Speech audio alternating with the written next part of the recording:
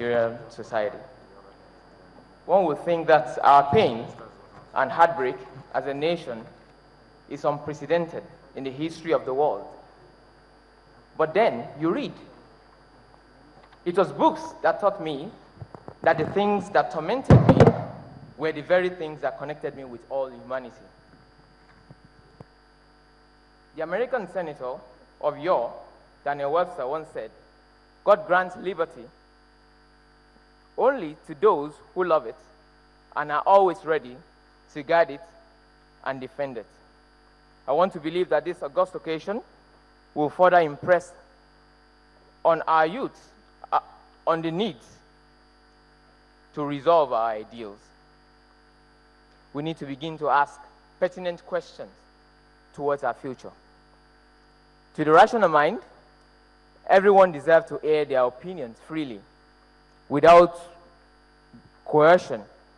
We may not always agree, but we must be ready to defend to death the right of others to express themselves in freedom.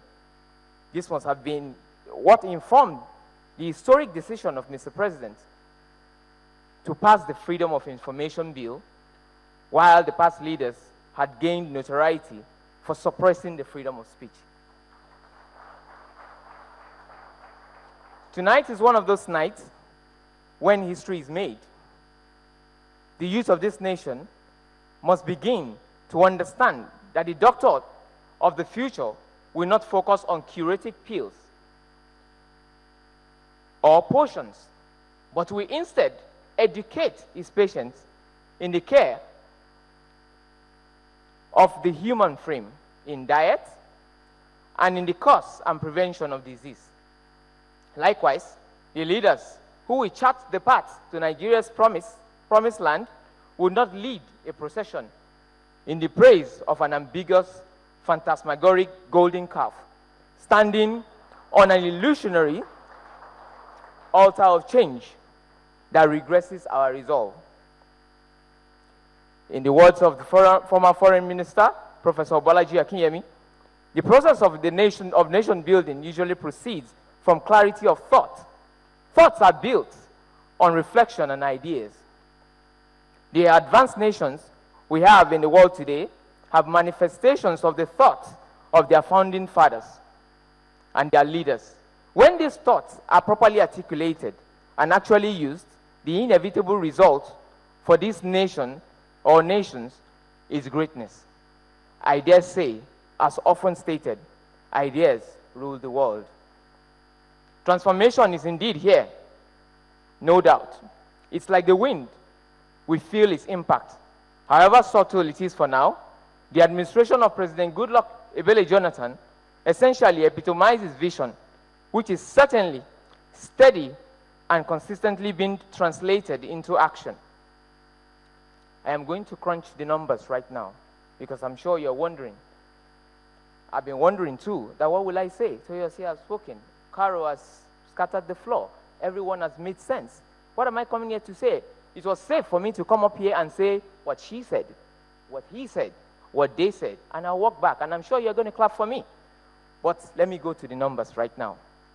I'd like to first correct the typo that we had before when we were compiling the statistics. I think something went wrong because most of the recent information had not been added to the numbers. Where we had 1.6 million jobs, it's actually 4.5 million jobs because President Goodluck Jonathan came, he was elected in 2011 and started in 2012. So it was 4.5 million jobs for approximately 200 million people. And I want to put that in a little bit of perspective for you by comparing it with the almighty Obama, who provided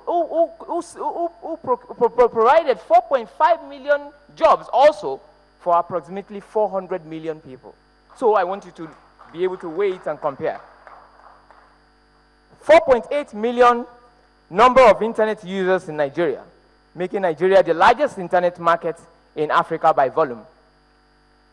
We also have 62.4 billion naira, that is the value of shopping in Nigeria in 2011, enabled by transformations in the ICT sector.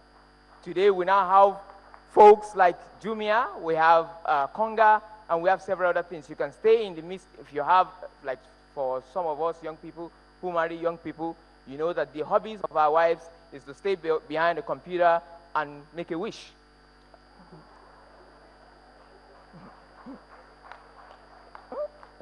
Thanks to President Goodluck Ebele Jonathan. 30 billion naira, that's the size of Power and Aviation Intervention Fund, PAIF, established by the CBN to provide concessionary long-term credit to power and aviation projects. We have 10 megawatts capacity of wind farm under construction in Katsina State, adding to the nation's energy mix. We also have 350 billion naira amount, which amounts to the federal government, which is the amount that the federal government realized from privatization of its power sector asset in 2013. This amount is 40% more than the total proceeds from the sale of 122 federal government assets in the previous 13 years. I must say at this juncture that we cannot go back to the old ways. We have to move forward. Aligning my thoughts with those of legendary journalist Theodore H. White, whether a man is burdened by power or enjoys power, whether he is trapped by responsibility or made free by it, whether he is moved by other people and outer forces or he moves them. I just want to say this is the essence of leadership. As far as I'm concerned, for me and my household, I want to believe that JJ wins it. Thank you very much.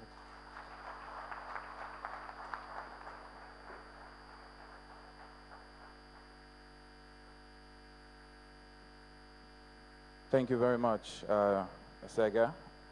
Ladies and gentlemen, due to the issue of time, we have a couple of questions coming in, and apparently some of the viewers at home have cited some of the dignitaries here with us, specifically some of our ministers, and I just want to touch on some of the questions. Some of them are seated among us here, and some are right behind me. This one is going to Professor Chinedu Nebo, Minister of Power. Welcome again, sir, and thank you for joining us. And this question has this, let me just read this out. Average hours of power availability in 10 major cities has increased from a low of less than 9 hours in 2011 to around 15 hours today. What do Nigerians have to look forward to in the next 4 years, sir? Thank you very much. I think Nigerians have a lot to celebrate in the next couple of years.